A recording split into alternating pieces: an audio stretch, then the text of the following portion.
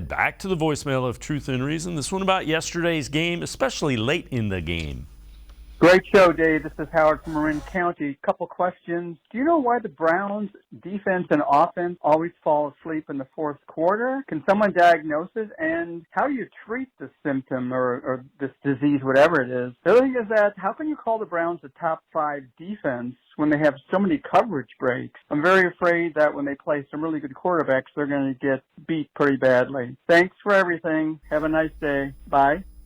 As always, appreciate all of the voicemails. Jeff, I thought they very much looked like a top 5 defense. The communication things happen. It seems like it's happening too often. And I think if Kevin Stefanski and anybody in Berea knew how to cure those fourth quarter ills, it'd be cured already. Well, I mean, the first thing I'm going to say is, the overreaction to week one. The Browns had 3 starters on defense yesterday who did not take one preseason rep. And yet somehow, some way still played the entire game. Denzel Ward's name was barely mentioned. So obviously, you know, the kind of day Denzel had yesterday. Myles Garrett, Jadeveon Clowney able to have a huge, huge impact. There's nothing like live reps. You can simulate whatever you want in practice. It's not the same. Even preseason snaps, which is part of the reason why teams tend to avoid them nowadays like they are, is because you're not really getting a real look there. Maybe when you do the joint practices, you can kind of get something real out of it.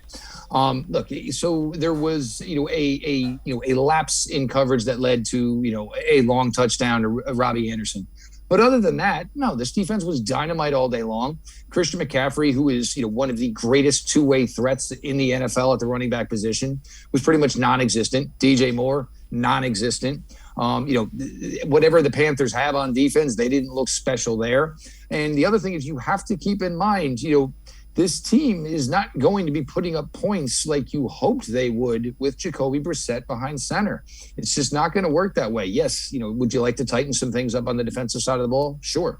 Would you have liked to gotten a little bit more out of the offense? But it's week one. It was on the road.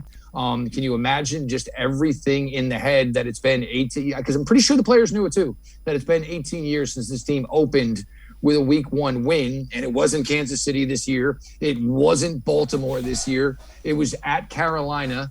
And then there was the whole equation of facing Baker Mayfield, for the first time so quickly after the breakup.